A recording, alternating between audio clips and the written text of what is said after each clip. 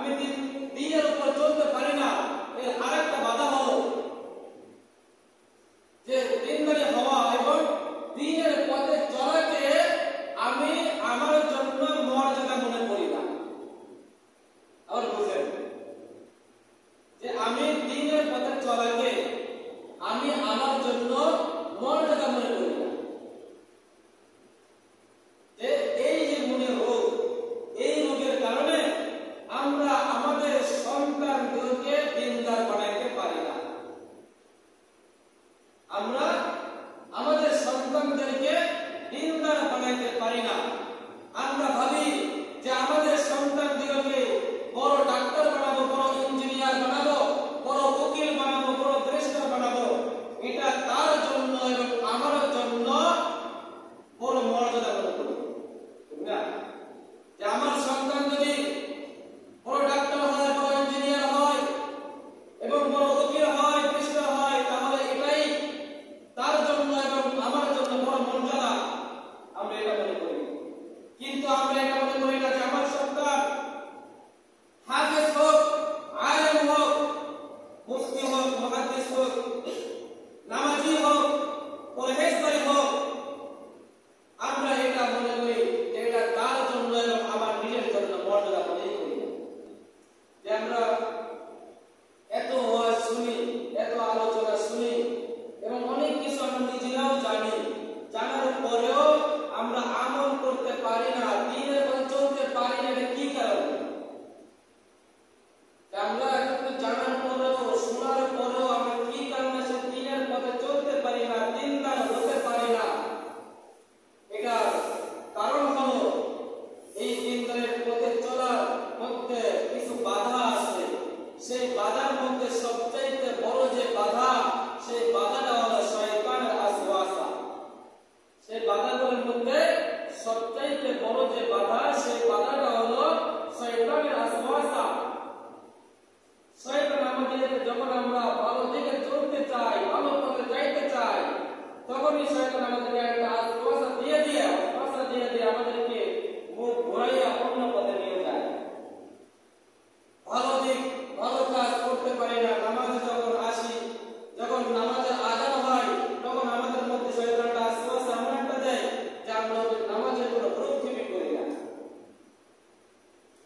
এই জন্য দিনের পথে চলার মধ্যে একটা ওয়াসওয়াসা, সেটা হলো কি? শয়তানের একটা ওয়াসওয়াসা, শয়তানের একটা জাল। এই শয়তানের ওয়াসওয়াসাটা হলো আমাদের মনের রোগ, আমাদের মনের রোগ। হাদিসে মধ্যে রাসূল আকরাম সাল্লাল্লাহু আলাইহি ওয়াসাল্লাম বলেন, আলা ওয়া ইন্না ফিল জাসাদি মুদগাতান ইযা সালাহাত সালাহাল জাসাদু কুল্লুহু ওয়া ইযা ফাসাদাত ফাসাদাল জাসাদু কুল্লুহু আলা ওয়া হিয়াল কলব।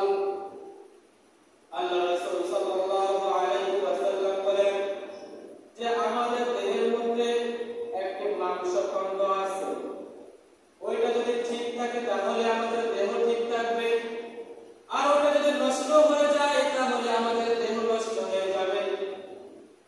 আল্লাহ রাসূল সাল্লাল্লাহু আলাইহি ওয়াসাল্লাম বলেন সেই মাংসখণ্ডের নাম কি? সেই মাংসখণ্ডের নাম হচ্ছে কলব। আমরা যেটাকে মন বলি, ঠিক না? আমরা যে মন বলে জানি যে কলব, এই মাংসখণ্ড যদি ঠিক থাকে তাহলে আমাদের দৈনিক যে কাজগুলো আছে, যে কাজ কর্মগুলো আছে, সেই কাজ কর্মগুলো লাইন মতো চলবে। তখন আমি লাইন মতো চলতে পারবো, ভালো কাজগুলো করতে পারবো। এবং যদি এই মনটাই যদি বেলাইনে চলে যায় তাহলে আমরা আমাদের যে দৈনিক যে কাজ কর্মগুলো আছে, সেই কাজ কর্ম সব বেলাইনে চলে যাবে, সব কিছু ভুল হবে। আমরা যেই কাজটা করবো সেটাই ভুল হবে। এই জন্য আমাদের সর্বপ্রথম যে কাজটা করা লাগবে, সেই কাজটা হলো আমাদের মনটা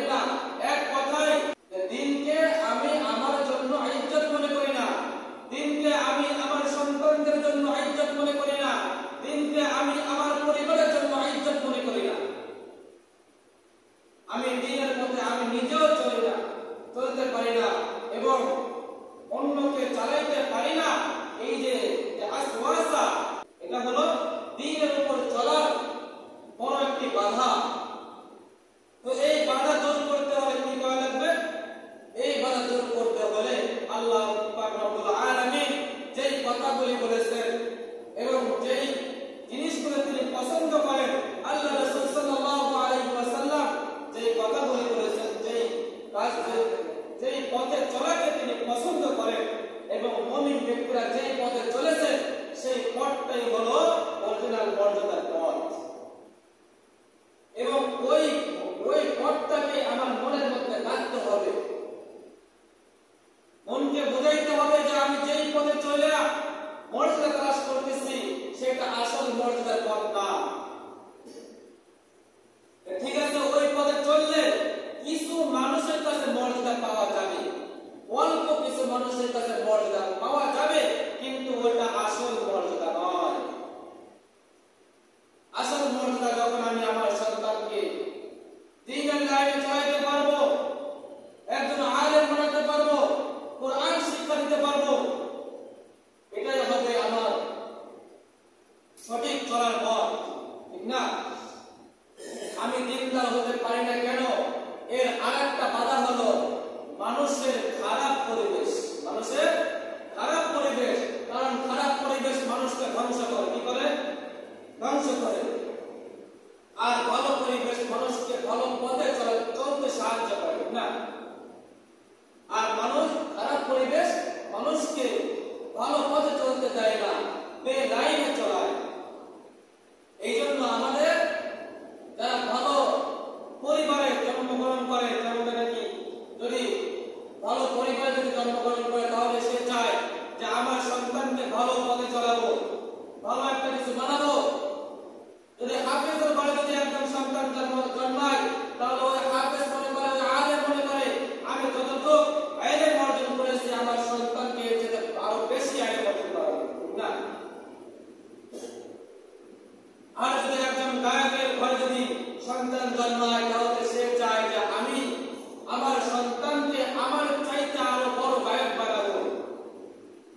যদি একজন ডাক্তারের ঘরে যদি একজন সন্তান জন্মগ্রহণ করে, ডাক্তার ভাবে যে আমি আমার সন্তানকে আমার চাইতে আরো বড় ডাক্তার বানাবো, ঠিক না? এটাই তো। কিন্তু এই সব কিছু করার আগে আমাদের যে কাজটা করা লাগবে সেই কাজটা হলো আমাদের দ্বীনি যে শিক্ষা, সেই শিক্ষা আমাদের অবশ্যই গ্রহণ করা লাগবে, অর্জন করা লাগবে। আপনি বানান, আপনার সন্তানকে ডাক্তার বানাবেন, বানান, বড় ইঞ্জিনিয়ার বানাবেন, বানান, বড় হোটেল বানাবেন, বানান, ব্যারিস্টার বানাবেন, বানান, কোনো সমস্যা নাই। কিন্তু আগে দ্বীনি শিক্ষা, কোরআনী শিক্ষা এটা আগে দিতেই হবে। কারণ এই কোরআন মানুষকে সর্বশ্রেষ্ঠ মানুষ বানায়। কোরআনই মানুষকে সর্বশ্রেষ্ঠ মানুষ বানায়। আপনারা চান না যে আমাদের সন্তানগুলো সর্বশ্রেষ্ঠ মানুষ হোক? চান কি চান না? আমরা সকলে তো চাই যে আমাদের সন্তানরা সর্বোচ্চ সর্বশ্রেষ্ঠ মানুষ হোক।